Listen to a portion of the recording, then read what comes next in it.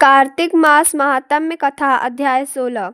16वें अध्याय में राजा पृथु ने कहा, हे नारद जी, ये तो आपने भगवान शिव की बड़ी विचित्र कथा सुनाई है।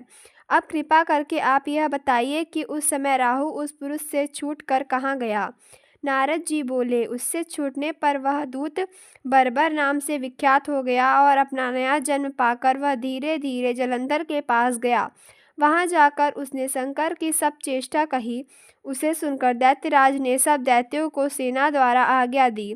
कालनेमी और शुंभ निशुंभ आदि महाबली दैत्य तैयार होने लगे। एक से एक महाबली दैत्य करोड़ों करोड़ों की संख्या में निकल युद्ध के लिए जुट पड़े। महाप्रतापी सिंधुपुत्र शिवजी से युद्ध करने के लिए निकल पड़ा।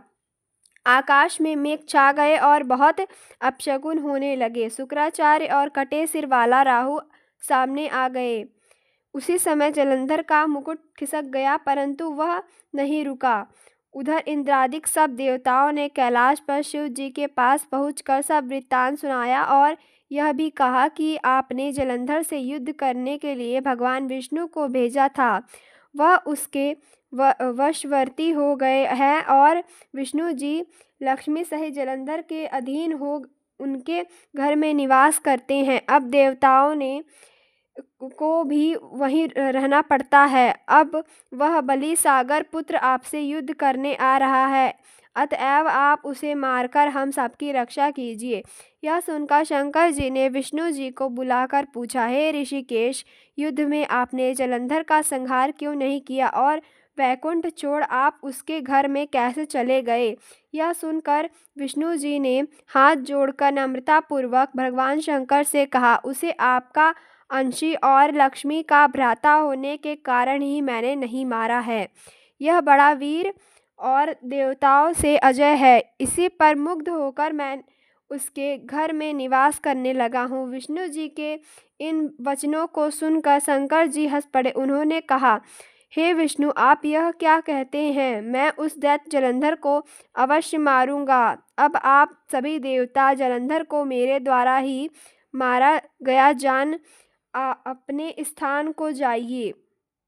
जब शंकर जी ने ऐसा कहा तो सब देवता संदेह रहित होकर अपने स्थान को चले गए।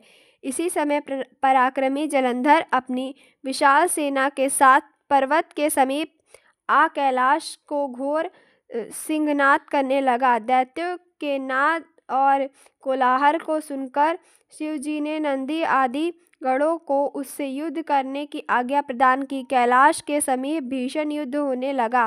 दैत्य अनेकों प्रकार के अस्त्र शस्त्र बरसने लगे। भेरी, मृदंग, शंख और वीरों तथा हाथी, घोड़ों और रथों के शब्दों से शाब्दिक हो पृथ्वी कांपने लगी। युद्ध में कटकर मरे हुए हाथी, घोड़े और पैदलों का पहाड़ लग गया।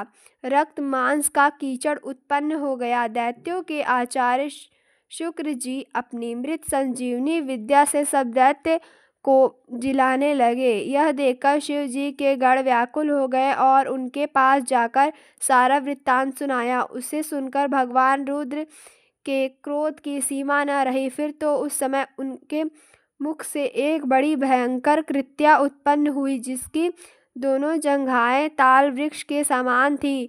वह युद्ध भूमि में जा सब असुरों का च्वरण करने लग गई और फिर वह शुक्राचार्य के समीप पहुंची और शीघ्र ही अपनी योनि में गुप्त कर लिया। फिर स्वयं भी अंतर्ध्यान हो गई।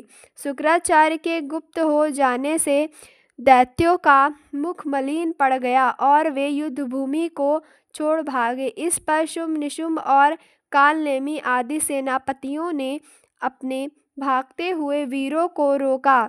शिव जी के नंदी आदि गणों ने भी, जिसमें गणेश और स्वामी कार्तिकेय जी भी थे, दैत्यों से भीषण युद्ध करना आरंभ कर दिया।